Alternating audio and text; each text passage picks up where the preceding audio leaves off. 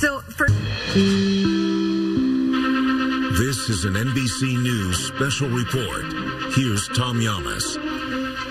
And good day. We are coming on the air with breaking news about an explosion at a border crossing near Niagara Falls. The FBI in Buffalo is investigating what it is calling a vehicle explosion at the Rainbow Bridge, a busy border crossing between Canada and the U.S. They add the situation is very fluid. Here's what we know according to our 4 senior law enforcement officials that were briefed on the matter. This is video of that explosion that's come into our newsroom. From what we understand, a vehicle crashed into the checkpoint structure at the Rainbow Bridge. You're seeing it right here at a high rate of speed. It hit the structure, caught fire, and then exploded.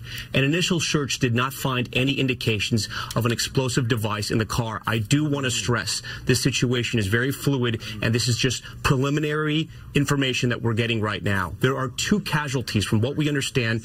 2 people that were inside the car. To be clear, we do not know yet if the incident was intentional or simply an accident. As a precaution, though, several border crossings between Western New York and Canada have been closed for now. The White House has been briefed as well, as the governor of New York, Governor Kathy Hochul, is headed to Buffalo right now to meet with law enforcement and first responders. I want to get right to Ken Delaney, our Justice and Intelligence correspondent. Ken, I also want to tell our viewers that Governor Hochul has also instructed New York State Police and the FBI Joint Terrorism Task Force to monitor all entries into the state of New York. It talks about the severity of this situation right now. Again, all we know right now is there's been an explosion at this checkpoint, but tensions are very high in this country and all over the world because of the Israel-Hamas war. Also, it is a time where tomorrow's a holiday and people can think that there are soft targets. Talk to us about what your reporting has shown you so far and what we think this is at this hour. Good afternoon, Tom. I think you're right to caution viewers that this is a very fluid situation. The law enforcement officials I've been speaking to here in Washington say it's too soon to say much of anything about this. But as you mentioned, our colleagues Tom Winter and Jonathan Dietz have reported the important initial finding that there was no car bomb inside this vehicle. The vehicle approached from the Canada side to the U.S. border checkpoint at a high rate of speed, as you said, and caused a pretty large explosion, which is why there was a lot of speculation initially that there may have been a car bomb. But again, our reporting is that there was no evidence of a car bomb. What remains to be known is whether this was an intentional act or an accident of some sort, a medical emergency. All these kinds of scenarios are possible. What's been clear from the people I've been talking to is they're not ready to even use the word terrorism in connection with this incident. They just say there is no evidence to support that. Nonetheless, they are being vigilant and investigating. I was also told that in addition to the 2 casualties among the vehicle occupants, 1 Customs and Border Protection officer at the checkpoint suffered minor injuries, but that there were no other injuries among the government workers at that checkpoint. And we should talk about this checkpoint, right? It is a very busy checkpoint. At times it's open 24/7. It connects Canada and the U.S., but there are multiple other locations, other bridges in this area that have now been shut down as well. And Ken, explain to our viewers, because lawmakers have brought up the issue about the safety of the border, our northern border with Canada, and if it indeed could be at times a soft target. Yeah, that's right, Tom, because there is concern that there are not enough resources, at least that's what you hear from critics in Congress, devoted to defending that portion of the border, given the crisis on the southern border and the surging of officers and resources to the south. In the north, there is concern that there's relatively fewer staffing and resources around those border checkpoints, and that, in fact, they could be potentially soft targets targeted from people coming in from Canada. And as you mentioned, we are at a state of heightened threat in this country. The FBI director and others have said that the threat from terrorism, principally lone wolf inspired attacks inside the United States, is as high as it's been in many, many years because of the tensions over the Israel-Hamas conflict. And so, yeah, the northern border is a flashpoint of concern, as are many other soft targets across the country. Ken, I want to put up the statement we have from the FBI in Buffalo that appears to be the lead agency right now, the lead field office that's taking care of this investigation. Here's what they posted on Max. The FBI field office is investigating a vehicle explosion at the Rainbow Bridge, a border crossing between the U.S. and Canada in Niagara Falls. The FBI is coordinating with our local, state, and federal law enforcement partners in this investigation. As this situation is very fluid, that's all we can say at this time. And Ken, I want you to explain to our viewers that even though this may have been an accident, and I want to stress at this hour we do not know what this is, but even if this was an accident and it is not terror related, the governor, the FBI, state police, they're not going to take any chances, right? They're going to send all their resources because of the timing right now and because the importance of this crossing. 100%, Tom, and because this is a national target. It's not just a state or a local matter, so the FBI swoops in right away. I think it is significant, though, that the Buffalo field office is taking the lead and making the statements on this, not FBI headquarters in Washington. If there was evidence of some kind of terror plot here, a concrete evidence, you may see more of a national response, but we're not seeing that. We're seeing the Buffalo FBI, state and local authorities, but you're absolutely right. They are taking no chances here, particularly because the size of that explosion was significant. It may have been caused by a full gas tank, but nonetheless, it raised a lot of concerns right away. Again, our reporting at NBC News is that no evidence of a vehicle bomb was found inside that vehicle, Tom. All right, Ken Delaney first. Ken, stand by for us. If you are just tuning in right now to NBC, we are covering some breaking news at the border with Canada in Niagara Falls. There's been a car explosion right at the border crossing on the Rainbow International Bridge. This happened about an hour ago. We're still trying to get information. From what we understand right now, this is a car crashed into the checkpoint and then exploded. You're looking at video, the first piece of video that we got into the newsroom showing those flames outside that Customs and Border Protection checkpoint. I want to bring in right now Clint Watts. He's a national security analyst and a former FBI counterterrorism division. Clint, you're watching this. You know what's happening around the world, what's happening at this checkpoint right here. What are the first thoughts that are coming to your mind? I think it's a balance between, is this a local accident or incident, just based on some individuals in a car that created this scenario, or is it tied to international or even a sort of domestic related terrorism incident? A few things to look for, which you're already discussing with Ken. If this were an international terrorism incident, we would be looking for things like a joint bulletin from DHS and maybe the FBI about potential attacks at a border incident, or we would be looking for some sort of relationship or a declaration by a terror group that they committed this attack. We're not seeing that at present. There also didn't seem to be an explosive device in the car or any sort of secondary device that we know of yet, and it seems like law enforcement is working through that, but there's no reason to believe that. It could be that this car just exploded due to the speed at which it was accelerating and gas caught fire in the engine. We don't know yet. The things that we will know, I think, very quickly is you probably have a car with a license plate, a VIN number, and video footage of the individuals inside. It says there were 2 people inside of it. They'll maybe be able to identify those individuals and trace it out. The real concern is this tied to other international incidents? Is it part of a larger series of attacks potentially that happen on a holiday weekend? That's always what we look for. An example of this is the Millennium Plot dating back in 2000, where there was a terrorist who tried to go from Canada into the United States and was stopped at the border. So these are the considerations they'll be looking at. I think at this time we just don't have enough information to know which it is, a localized accident or really part of a broader sort of motivation around a terrorist incident. And Clint, while you're with us, I do want to stress our reporting right now is not that this is terrorism just yet. We're going to stay reporting this out. We're just reporting what we know and what we can confirm so far, and that there's been an explosion at this international crossing. I do want to ask you, though, because you mentioned the holidays. The holidays are a time sometimes, as you just brought up, when people seeking to do harm to America may want to strike for a variety of reasons, including sometimes the staffing is not up to par. There's going to be people gathering at parades and celebrations all across the state as well. And this is something, obviously, that people, if they wanted to do harm to America, they're monitoring, Clint. That's right. It is not unusual for an attacker, particularly with a terrorist motivation, ideological motivation to pick a holiday time frame or a key date or key event. At the same point, we've seen attacks happen on holidays. You might remember back to, I believe it was 2020, the Christmas Day bombing in Nashville, which ultimately was tied to no ideological cause, but which a major incident of violence.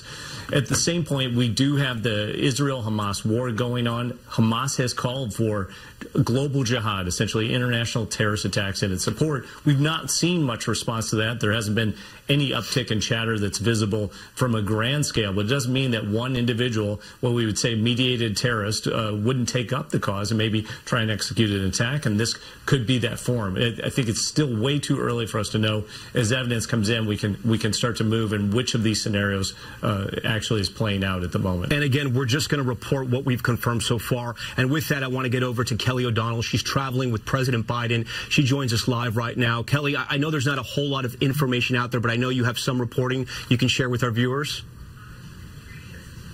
Well, Tom, I'm told by a senior official that the president is about to be briefed on this incident. Staff up until this point have been trying to gather the relevant information from federal and state officials and authorities who are investigating on the scene. And so the president will now be formally told what the federal government has at this point. This is typical. Of course, the president is on Nantucket for the holiday with his family, but he is always staffed for these kinds of circumstances, the unexpected, anything that could happen both domestically and around the world. The president also just got off the phone with the Emir of Qatar, talking to him about the deal for the hostages in the 40-plus day war between Israel and Hamas. So the president is balancing a number of things. That call now over, and the president will be getting this briefing shortly, I'm told. So from the White House perspective at this time, they, of course, are also telling us to be cautious to see what the facts bear out. But in terms of how this operates, of course, the Situation Room functions back at the White House 24/7, where initial information from all different kinds of entry points around the country can come in. The president has staff with him from the national security side, Homeland Security, and all of that who travel with him. He's got the secure communications here on Nantucket. And so the president has the ability to be briefed on all of this, and that is about to happen as the president is juggling various issues. The thing we've been watching so carefully over a period of days, that very tenuous deal that has now been reached and will play out over days about the release of hostages. And now this unexpected event, which so often is what you see that can change the course of events, the unexpected that brings up some of these critical issues. And yet we don't know where this is headed in terms of what kind of an incident it is, the accident or something else, as you've described. But for the White House, this is a fact-gathering moment, a chance to brief the president, and they are certainly encouraging us to be patient as they learn more. But it's certainly a serious situation. This Rainbow Bridge goes back to 1940, connecting Canada and the U.S. at a huge tourist location. And, of course, anything dealing with the border right now is also considered of great concern. We've seen how the FBI director has talked about risks in the homeland. And so all of that has to be processed and factored in as they gather specifics and learn, most importantly, what can officials on the ground tell the federal government and the White House for the president to then get a sense of what he may or may not need to do about this specific incident. Tom? Kelly O'Donnell, stay with us. If you get any new reporting, we will check back with you. As we monitor what officials here in the U.S. are saying, Canada's Prime Minister, Justin Trudeau, just reacted to the incident. Let's listen in. Mr. Speaker, this is obviously a very serious situation in Niagara Falls. There was a vehicle explosion at the Rainbow Bridge crossing. I've been briefed by the NSIA and the Minister of Public Safety. CBSA, RCMP, and Transport Canada are all fully engaged in providing the necessary support. There are a lot of questions, and we are following up to try and get as many answers as rapidly as possible. We are in close contact with U.S. officials, and we'll continue to work closely with them. We will continue to be engaged. We will provide updates. Updates I can give right now is there are 4 border crossings that are right now closed: Rainbow Bridge, Whirlpool Bridge, Queenston Bridge, and Peach. Additional measures are being contemplated and activated at all border crossings across the country. We are taking this extraordinarily seriously, and Mr. Speaker, I will have to excuse myself now to go get further updates and work on this very serious situation. Thank you, Mr. Speaker. Justin Trudeau there. I also want to point out, as we hear from more and more officials, as we're learning more about what happened here, people are being very, very cautious in the way they describe this incident. And right now here at NBC, we're describing this just like you see on your screen there, the FBI investigating what appears to be a vehicle explosion at the U.S.-Canada border. With that, I want to now bring in our reporter here in New York, Kathy Park, who's been monitoring these developments and also has heard from eyewitnesses. Kathy, what can you tell us? Well, Tom, keep in mind the timing of all this, because it is perhaps one of the busiest travel days of the year as folks get ready to head to their Thanksgiving destinations. And as a precaution, we have learned that the Buffalo International Airport, they are heightening their security, also just checking vehicles as they enter the area. We have also learned from Erie County that several buildings in that area, county buildings, are closing early just as a precaution. And we've been hearing throughout your report that all western New York bridge crossings between the U.S. and Canada have been closed due to the ongoing investigation. But, Tom, we did have a chance to hear from witnesses on the ground who saw the blast. Take a listen. No, my wife and I were walking down Main Street here, and the car was coming flying back here, like over 100 miles an hour. We could hardly even see him. He was going that quick. There was a car in front of him. He swerved around it, and then it looked like he hit the fence, and the fire started, and then all of a sudden he went up in the air, and then it was a ball of fire like 30, 40 feet high. Never seen anything like it. It was really incredible. I'm sorry, sir, you were what? And, Tom, we should point out, obviously, there is a lot of law enforcement movement at this time. Governor Kathy Hochul tweeted out that she is en route to Buffalo to meet with law enforcement, working closely with FBI, and the Transportation Secretary, Pete Buttigieg, has also been briefed on the matter. Tom? Kathy Park, Kathy, that eyewitness statement there shedding a lot of light on this situation. We also have some reporting that's just come in. NBC News can now confirm that at least 2 people who were inside that car have died. We also know from our reporting here that a senior law enforcement official tells NBC News that a Customs and Border Protection officer suffered minor injuries. To get more on that reporting, I want to bring back Ken Delaney. And Ken, what are you hearing from your sources and our investigative team? What more have they learned since we last checked in with you? Tom, again, they're being very cautious because they say they're getting very preliminary information. This is a scene and an incident that is hard to discern in terms of motive and exactly what transpired. From some of the witness accounts that you're seeing, there does appear to have been some suspicious behavior by the drivers of that vehicle. But again, 4 law enforcement officials telling our Tom Winter and Jonathan Deans that they found no evidence of a car bomb. So whatever caused that explosion does not appear to have been an explosive device, may have been the gas tank in the vehicle, but that doesn't speak to the question of motive, of whether the driver of that car intentionally crashed it into a checkpoint or whether there was an accident. That, Tom, remains to be seen. Yeah, Clint Watts, I know you're still with us here. You've been monitoring what we've been reporting, and we just heard from that eyewitness, right? And if we take him at his word, it sort of changes from our understanding, at least, what happened here, because you have a vehicle traveling at an incredible rate of speed. He said it felt like 100 miles per hour, crashing into a fence near the border checkpoint and then exploding. What can we sort of decipher from that?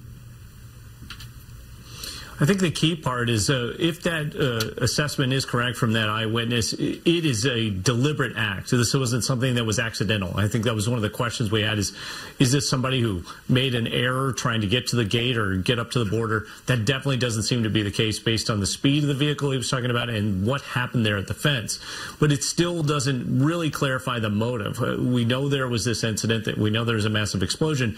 But was this individually motivated? Were they literally just trying to break through the border for some very strange reason, or was this part of more of an international terrorism incident between Canada and the U.S.? Was there some deliberate reason to target that border crossing? I think we still don't know that. I think the interesting part is we do know that there were 2 individuals in the car. We do know that there does not seem to have been a car bomb or a detonating device, that the explosion was part of the accident. The other part is we'll likely know, based on the make and model, the license plate, and probably the VIN number, maybe who this vehicle belonged to, which is sometimes always a question.